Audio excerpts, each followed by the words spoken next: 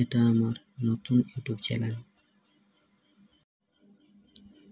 প্রথমে তোমাদের মোবাইল ফোনের মেনুতে চলে গেলে, তারপর ইউটিউবে চলে গেলে, নিচে প্লাস আইকন দেওয়া আছে, তারপর দেখবে নিচে ভিডিও, শর্ট, লাইভ, পোস্ট আছে। একটু উপরে দেখো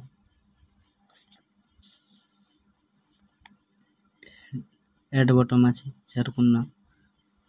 এখানে তোমার ভিডিও, শর্ট, লাইভ, পোস্ট যে কোনো দিতে পারো।